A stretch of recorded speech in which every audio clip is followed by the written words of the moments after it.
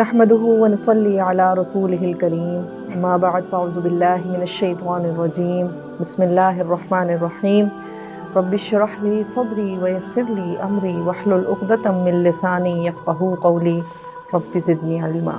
عزیز ناظرین و سامعین، تمام دیکھنے والوں کو السلام علیکم ورحمۃ اللہ وبرکاتہ۔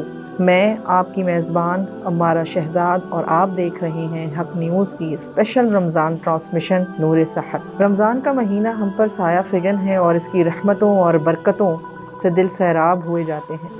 رب سے دعا گو ہوں کہ اس ماہ مبارک کو احتساب اور ایمان کے ساتھ گزارنے کی توفیق عطا فرمائے۔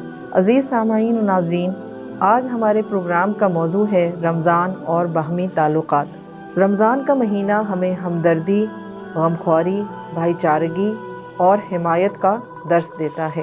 انسان دراصل اجتماعیت پسند مخلوق ہے اور دوسرے انسانوں کی اس کو احتیاج بھی ہے اور خواہش بھی، اور یوں انسان عبارت ہی اجتماعیت کی ہے۔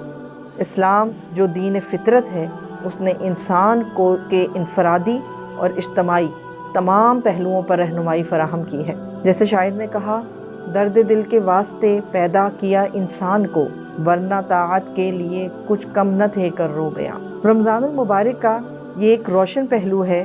اس سے خوشحال لوگوں کو اپنے غریب اور تنگ دست بہن بھائیوں کی تکلیف کا احساس ہو جاتا ہے، جنہیں خدا نے اتنا دے رکھا ہے کہ وہ سیر ہو کر کھاتے ہیں۔ روزہ رکھ کر جب بھوکا پیاسا رہنا پڑتا ہے تو دوسروں کی بھوک اور غربت کا احساس دوچند ہو جاتا ہے۔ اس ماہ مبارک میں امیروں کو فقراء، مساکین اور پڑوسیوں کے ساتھ ہمدردی اور سخاوت کی تربیت حاصل ہوتی ہے۔ انسان کو انسان دوستی کی تلقین کی جا رہی ہے۔ یہ انسان کی سائیکی ہے کہ جس تکلیف میں وہ خود مبتلا ہو، اس کا احساس اسے بہت زیادہ ستانے لگتا ہے۔ اسی لیے روزہ رکھ کر بھوک پیاس برداشت کرنا صرف ظاہری عمل نہیں ہے، بلکہ قلب اور روح کی پاکیزگی اور صفائی بھی مطلوب ہے۔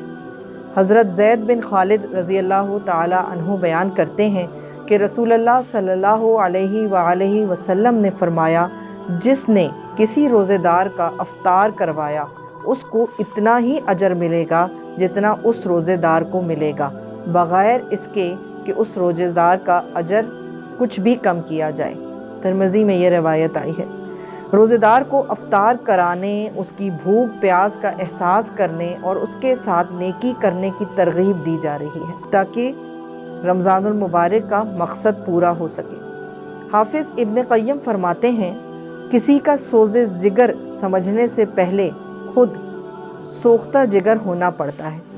یعنی دوسرے کی تکلیف ہمیں تب ہی پریشان کرے گی اور تب ہی تڑپائے گی جب وہ تکلیف ہم نے خود بھی جھیلی ہوگی یا اٹھائی ہوگی، ہم اس سے گزرے ہوں گے۔ سب کچھ موجود ہوتے ہوئے بھی کچھ نہ کھانا، ہزاروں مشروبات کی موجودگی میں پیاس کو برداشت کرنا، کسی کے سامنے نہ ہونے کے باوجود بھی فقط اللہ کے ڈر سے خود کو ہر کام، غلط کام سے روکے رکھنا ہی تربیت رمضان ہے۔ ہم اپنے سلسلے کو یہیں سے دوبارہ جوڑیں گے۔ آئیے سماعتوں کو نعت رسول مقبول صلی اللہ علیہ وآلہ وسلم سے سیر کرتے ہیں۔ رہتا ہے کھلا ان کا دربار مدینے میں، رہتا ہے کھلا ان کا دربار مدینے میں، کیا خوب برستے ہیں انوار مدینے میں، کیا خوب برستے ہیں انوار مدینے میں، رکھتے ہیں برم آقا ہم جیسے نکموں کا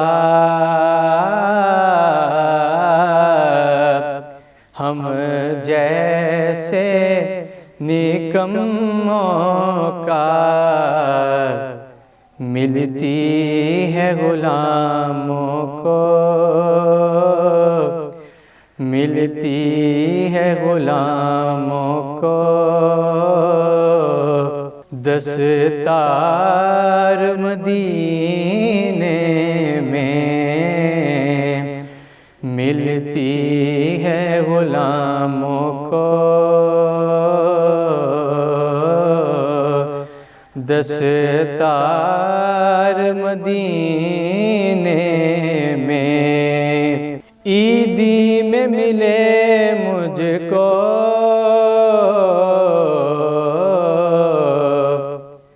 آداب ثنا خوانی،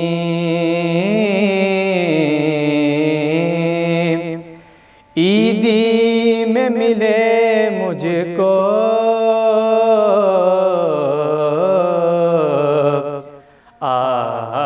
آداب ثنا خوانی، آداب ثنا خوانی۔ رمضان میں ہو یا رب افطار مدینے میں، رمضان میں ہو یا رب افطار مدینے میں، وہ آب شفا دیں گے،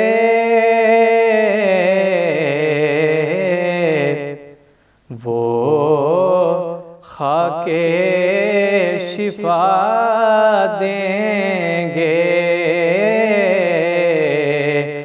وہ آب شفا دیں گے، وہ خاک شفا دیں گے، قدموں سے لپٹ جائے، قدموں سے لپٹ جائے بیمار مدینے میں، کیا خوب برستے ہیں انوار مدینے میں، رہتا ہے کھلا ان کا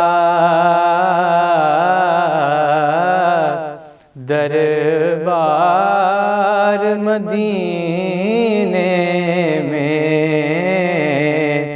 کیا خوب برستے ہیں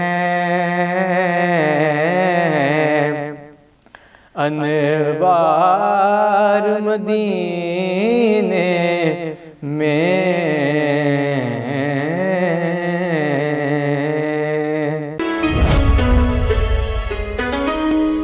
کوئی دنیا عطا میں نہیں ہمتا تیرا، کوئی دنیا عطا میں نہیں ہمتا تیرا، ہو جو حاتم کو میسر یہ نظارہ تیرا، کہہ اٹھے دیکھ کے بخشش میں یہ رتبہ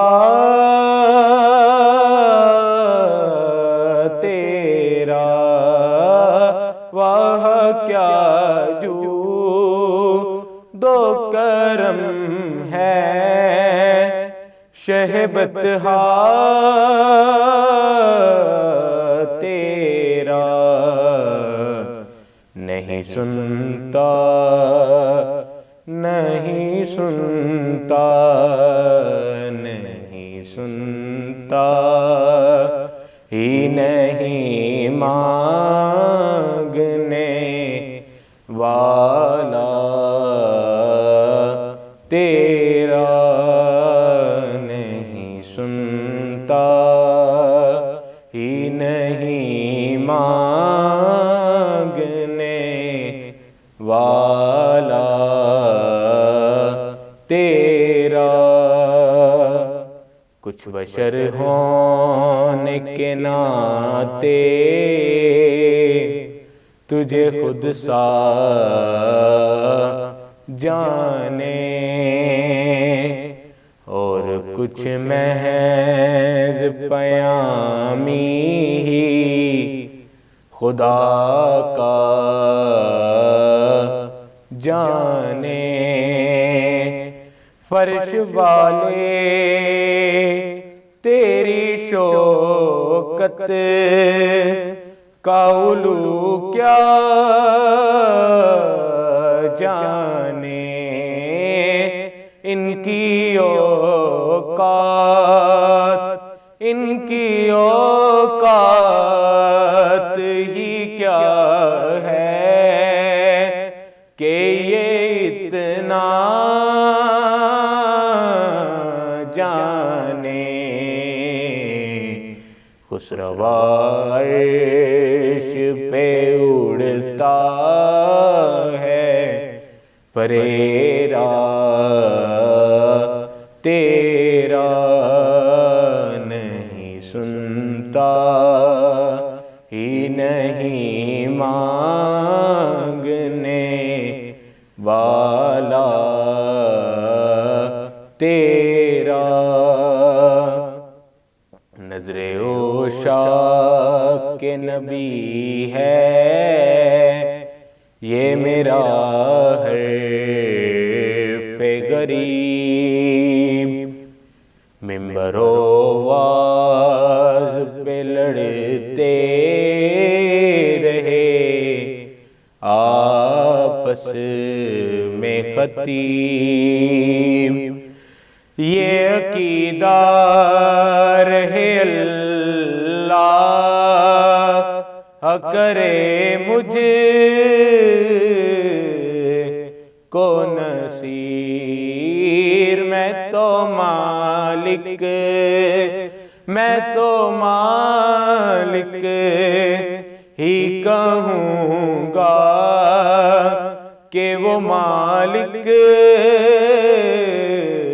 کے حبیب یعنی محبوب و محب میں نہیں میرا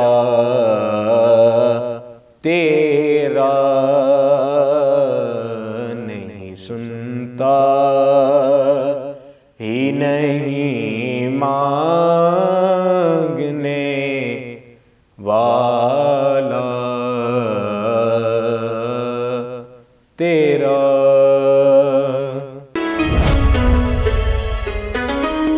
نعت سرکار کی پڑھتا ہوں میں نعت سرکار کی پڑھتا ہوں میں بس اسی بات سے گھر میں میرے رحمت ہوگی ایک تیرا نام وسیلہ ہے میرا رنج و غم میں بھی اسی نام سے راحت ہوگی نعت سرکار کی پڑھتا ہوں میں بس اسی بات سے گھر میں میرے رحمت ہوگی اور ان کو مختار بنایا ہے میرے مولا مختار بنایا ہے میرے مولا نے، خلد میں بس وہی جا سکتا ہے جس کو حسنین کے نانا کی اجازت ہوگی۔ نعت سرکار کی پڑھتا ہوں میں، بس اسی بات سے گھر میں میرے رحمت ہوگی۔ اور کہیں یاسین، کہیں طٰہٰ، کہیں واللیل آیا، کہیں یاسین، کہیں طٰہٰ، کہیں واللیل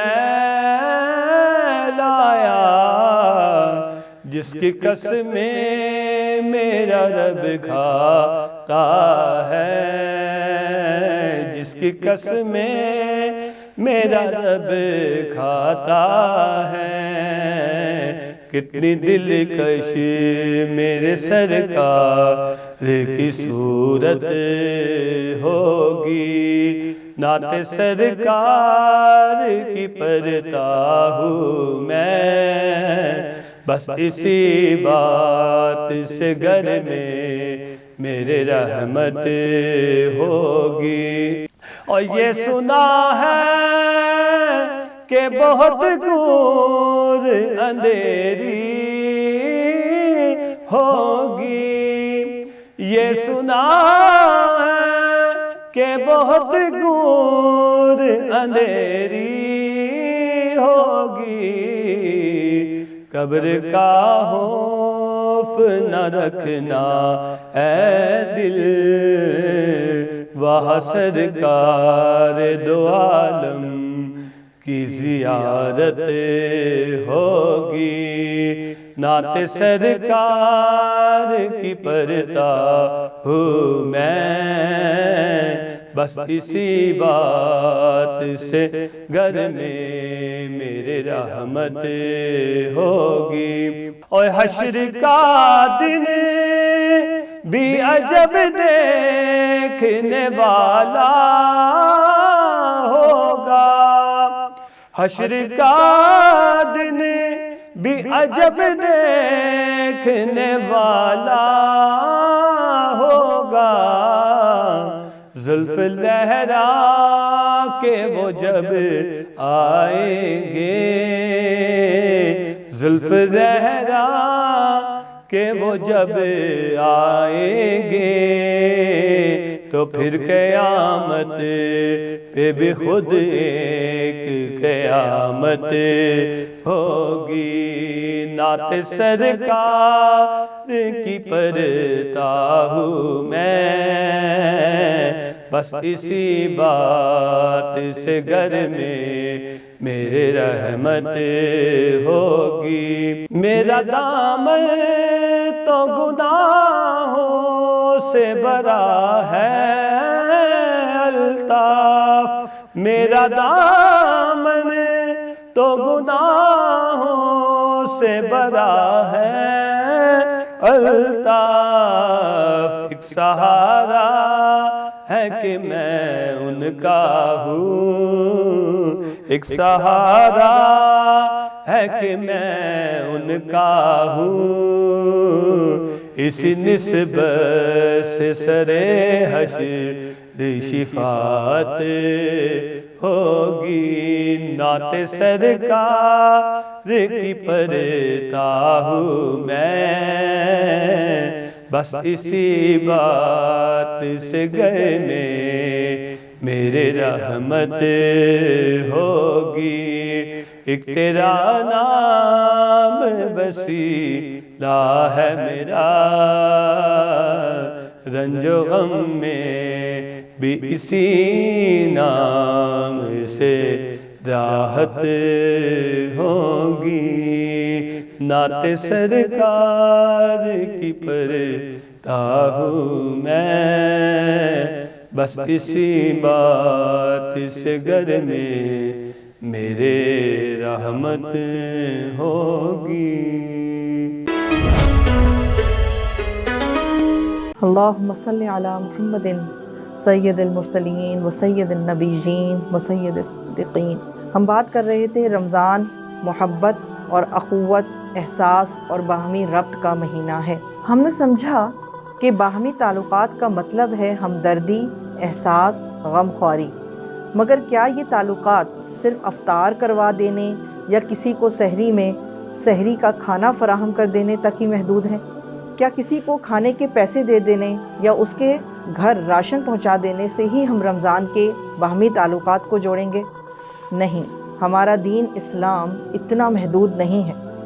ہمارا دین جس طرز زندگی کو پسند کرتا ہے، اس دین میں کاہلی، سستی، آرام طلبی کا کوئی جوڑ نہیں، کوئی وجود نہیں، بلکہ وہ تو محنت، مشقت، ہوشیاری اور حاضر دماغی کا مطالبہ کرتا ہے۔ حقوق اللہ ادا کرنے ہوں یا رب کے بندوں کے حقوق پورے کرنے ہوں، ہر حال میں بہرحال ہمت، استقلال اور محنت اور مشقت کی تو ہر جگہ ہی ضرورت رہتی ہے۔ تو پھر ہم یہ کیسے سمجھ لیں کہ فقط روزہ سحری اور افطاری کرا دینے سے ہم نے تعلقات کا حق ادا کر دیا؟ رب صرف نیکی کی ترغیب دے رہا ہے۔ جو نیکی کی جستجو کرتا ہے اس کی راہیں خود بخود کھل جاتی ہیں، اور نیکی کی جستجو انسان نے خود کرنی ہے۔ محبت اور ہمدردی کی سب سے زیادہ اور اولین حقدار ہمارے گھر والے ہیں، ہمارے شریک زندگی، ہماری اولاد اور ہمارے والدین اور رشتہ دار۔ خوشگوار تعلقات کے حقدار ہمارے گھروں میں کام کرنے والے ملازمین بھی ہیں۔ ان سے نرمی سے پیش آنا، درگزر سے کام لینا، ان کو کام کے دوران بحالت روزہ یا عام حالات میں بھی استطاعت کے مطابق ان سے کام لینا، ان کی کسی بھی غلطی پر سرزنش کرتے ہوئے ان کی عزت نفس کا خیال کرنا، اس سلسلے میں نبی کریم صلی اللہ علیہ وآلہ وسلم کا اسوہ ہمارے لیے مشعل راہ ہے۔ حضرت انس رضی اللہ تعالی عنہ حضور اکرم صلی اللہ علیہ وآلہ وسلم کے اخلاق کریمانہ اور تحمل اور بردباری کے بارے میں بیان کرتے ہوئے فرماتے ہیں، میں نے 10 سال تک مدینہ میں رسول اللہ صلی اللہ علیہ وآلہ وسلم کی خدمت کی۔ میں ایک کمسن بچہ تھا، میرا ہر کام اس طرح سے نہ ہوتا تھا جیسے میرے آقا کی مرضی ہوتی تھی، لیکن رسول اللہ صلی اللہ علیہ وآلہ وسلم نے کبھی بھی مجھے اف تک نہ کیا، اور نہ ہی یہ کہا کہ تم نے ایسا کیوں کہا یا ایسا کیوں کیا یا تم نے ایسا کیوں نہ کیا۔ سنن ابی داؤد میں یہ حدیث روایت ہے۔ اپنے ماتحت کام کرنے والوں کو بھی اس ماہ کرم میں یاد رکھیے۔ ہمارے پڑوسی، ملنے جلنے والے افراد، روزمرہ کے کاموں کے لیے جن سے ہمارا واسطہ پڑتا ہے، اور وہ بھی اس بات کے حقدار ہیں کہ ہم ان سے نرمی، محبت، شفتگی اور شائستگی کے ساتھ اور ہمدردی اور غم خواری کا تعلق بنا کر رکھیں۔ یہ مہینہ باہمی ہمدردی اور خیر خواہی کا تقاضا کر رہا ہے۔ آئیے باہمی تعلقات کے کچھ اور پہلو سمجھتے ہیں۔ کسی انسان کے ساتھ ہماری خیر خواہی کیا ہو سکتی ہے؟ کیا رمضان المبارک میں ہم روزے داروں کو افطار کروائیں، کسی کی پیاس بجھائیں، کسی کو راشن لے دیں؟ کیا غمخواری اور ہمدردی کا مفہوم اتنا ہی محدود ہے؟ اس ماہ مبارک میں جب انسان کا دل نرم کر دیا جاتا ہے، اسے دوسروں کی تکلیف اور پریشانی کو محسوس کروایا جاتا ہے، اسے دور کرنے کی ترغیب بھی دی جا رہی ہے، تو کیا صرف ظاہری، جسمانی اور دنیاوی ضرورتیں ہی مراد ہوں گی؟ باہمی محبت اور خیر خواہی کا لازمی تقاضا ہے کہ انسان اپنے مسلمان بھائی کے لیے نیک انجام کا خواہش مند ہو، اور نیک انجامی اچھے اور صالح اعمال کا ہی نتیجہ ہوتی ہے۔ کسی انسان کے ساتھ اصل غمخواری اور محبت یہ ہے کہ آپ اس کی ظاہری بھوک اور پیاس اور دنیاوی تکالیف کے ساتھ ساتھ اس کی دائمی اور اخروی ضروریات کا بھی خیال رکھیں۔ لہٰذا ایک مسلمان کے لیے ضروری ہے کہ جب وہ اپنے کسی مسلمان بھائی کو برائی کرتے دیکھے تو محبت، ہمدردی، خیر خواہی اور دانائی اور حکمت سے کام لیتے ہوئے مناسب اور مؤثر طریقے سے اسے روکنے کی کوشش کرے۔ حدیث میں آتا ہے، حضرت ابو ہریرہ رضی اللہ تعالی عنہ سے روایت ہے کہ رسول خدا صلی اللہ علیہ وآلہ وسلم نے فرمایا، تم میں سے ہر ایک اپنے بھائی کا آئینہ ہے، پس اگر وہ اس میں کوئی برائی دیکھے تو اسے اس سے دور کر دے، یعنی اس بات کو یقینی بنائے کہ اس کے مسلمان بھائی سے وہ برائی دور ہو جائے۔ آئینے کی مثال اس لیے دی گئی کہ آئینہ خاموشی اور رازداری کے ساتھ انسان کو اس کے نقص بتا دیتا ہے اور انسان اسے دور کرنے کی کوشش کرتا ہے۔ ہمیں بھی اپنے لیے اور دوسروں کے لیے وہی آئینہ بننا ہے، خاموش اور حکمت سے بھرپور۔ اللہ تعالیٰ نے ارشاد فرمایا، ادعو الی سبیل ربک بالحکمت والموعظۃ الحسنہ، یعنی اپنے رب کے راستے کی طرف دعوت دو حکمت سے اور موعظت حسنہ سے۔ موعظت حسنہ سے کیا مراد ہے؟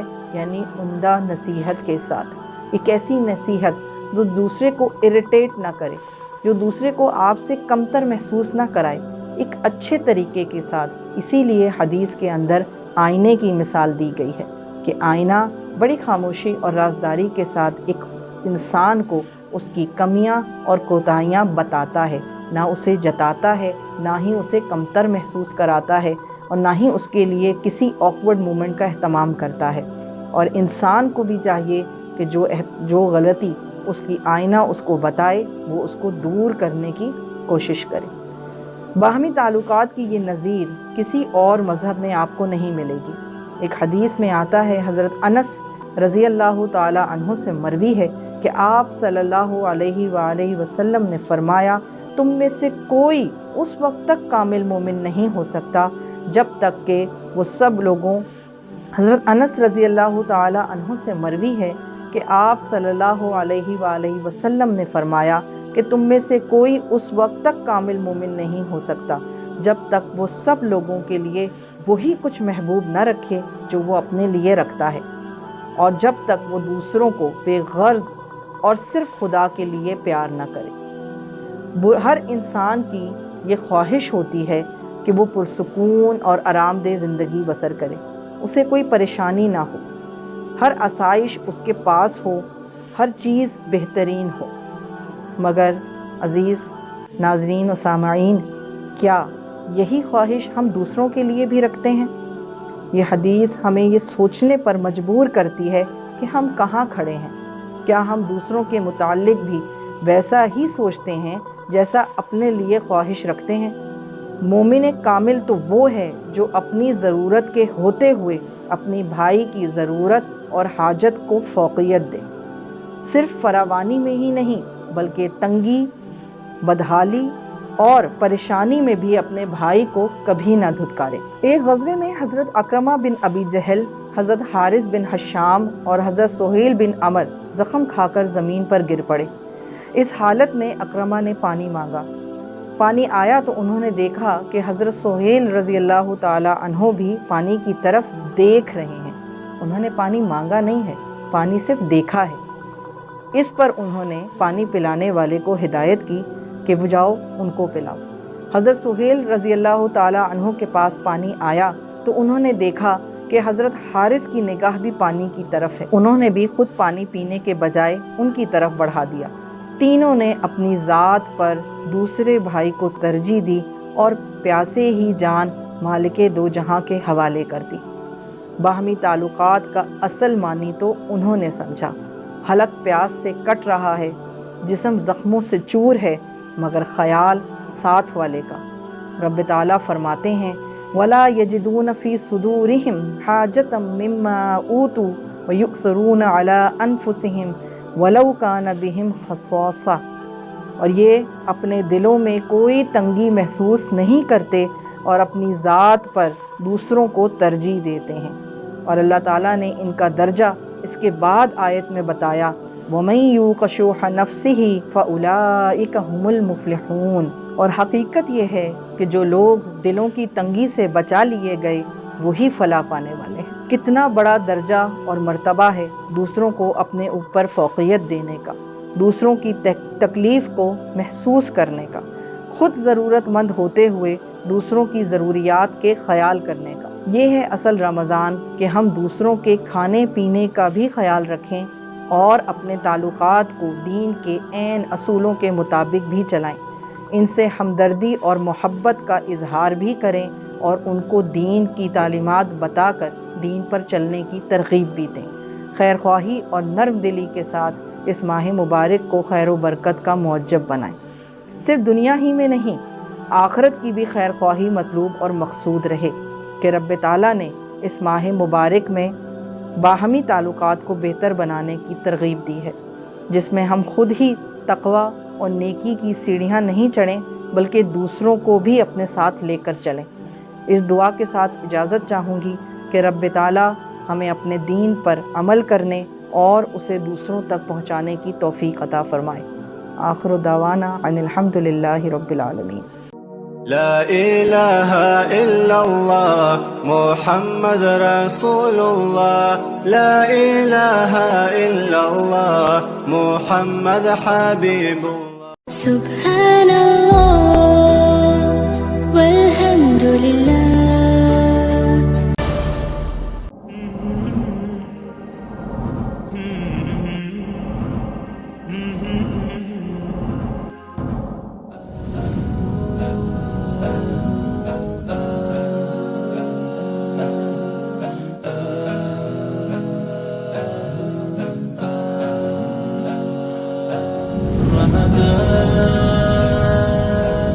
رمضان